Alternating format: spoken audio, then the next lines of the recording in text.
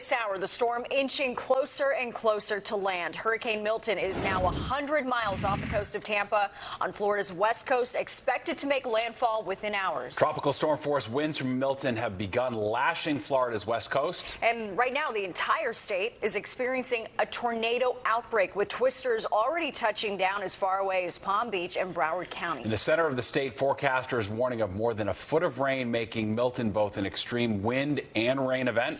We have live team coverage tonight as we wait for Milton to make landfall. Rebecca Castor starts things off for us in Tampa, which is going to take a direct hit. Rebecca, how are conditions out there right now?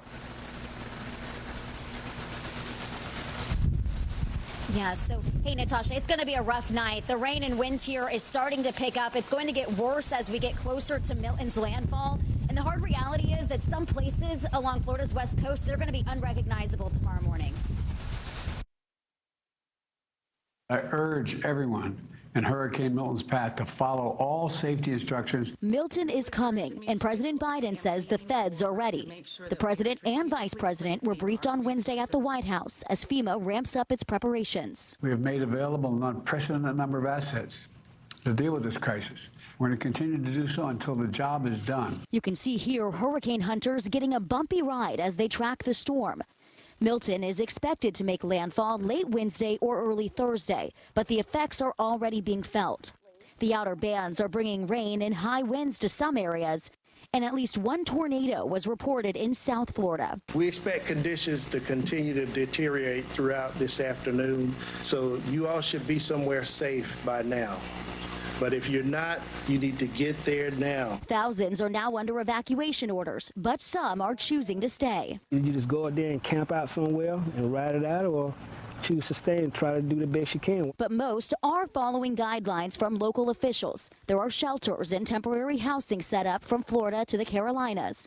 Hotels are booked solid, with homeowners watching and waiting to see what happens. It's not scary right now. It's scary thinking about what we're going to find when we go back.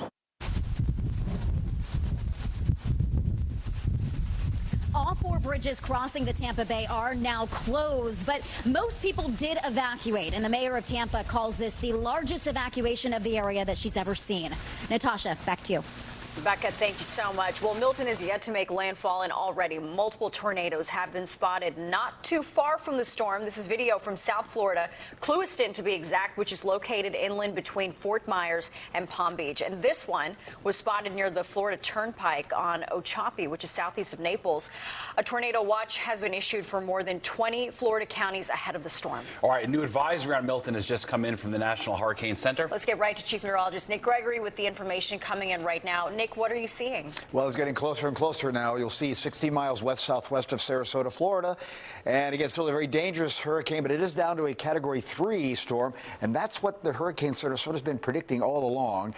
And you can see, again, the spiral bands that have been moving around and around the center of the hurricane. Again, the latest speed now down to 120 miles per hour.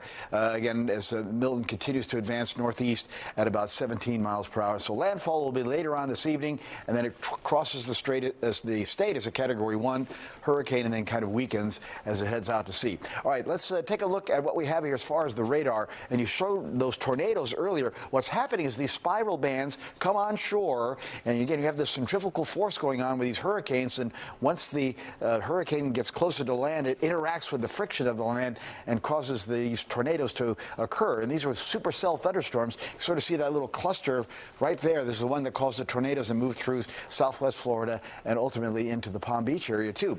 All right, here's that storm surge warning still again right along the coast. The worst looks to be again from about the Tampa Bay area southward, still a 15-foot surge there. And the northeast coast of Florida will get it as the hurricane moves along, pushing in the ocean water from the Atlantic. Most of Florida is still covered up with a hurricane warning with tropical storm warnings on either side. And again, we do have that tornado watch that we talked about. That's covering about the southern half of the state. And these red boxes here, those are ongoing tornado warnings in the eastern part of Florida right now. Stephen, Natasha. Nikki, you mentioned some drier air. Does that help in any way with all the people in the path of this devastating storm? Yeah, that's going to be an interesting thing here. Take a look at we're going to take a look at the computer model here in just a second. And again, notice how that the lower part of the storm here has that dry drier air sort of moving into it, that's going to limit the rainfall across the southern parts of Florida here. So instead of talking about 10 inches of rain, probably going to get about 1 to 3 inches of rain. The bad news is that the northern part of the storm is not seeing that drier air get in play, and so the result there from about the Tampa Bay, Orlando, Daytona area northward may see that 15-inch, 20-inch rainfall amounts. That's so tough. Devastating. Yeah. Hard to hear. All right. Thanks, Nick.